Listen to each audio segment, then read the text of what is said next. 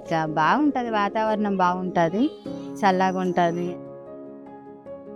ఇక్కడైతే ఫోన్లు లేకుండానే మేము ఇప్పుడు 20 years నుండి ఉంటున్నాం.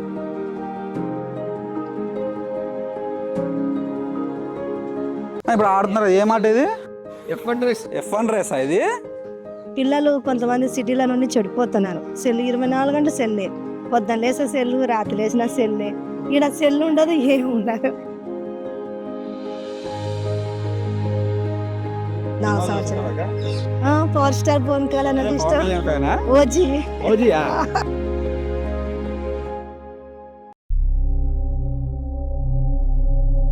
తిరుపతిలో ఇంతకుముందు ఏమన్నా పాపని చంపి తినేసిందంట కదా, అది తెలియక ఇక్కడ తెచ్చేసినారు. అది ఇంతకుముందు ఒక అన్నకు మాత్రం ఆడ చెక్ పోస్ట్ కాడ కొంచెం ప్రాబ్లం చేసింది. అది 35 కుట్లు పడినాయి, నెత్తి ఘాట్లు నుంచి ఇంతవరకు పడినాయి.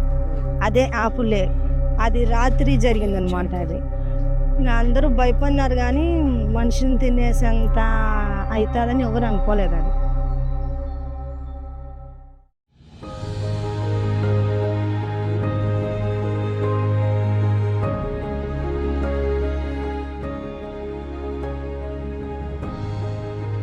ఊర్లోనే జీవించుతాను, ఊర్లో జీవనం చేయలేము మేము. ఇదే పచ్చర్లోనే జీవించుతాను మేము. పులులు సింహాలు వచ్చిన కూడా భయపడలేదు సార్. మా వరకైతే చదువుకోలేదు, మాకు రాబోయే పిల్లలు కూడా చదివియాలని చదివిస్తున్నాం సార్.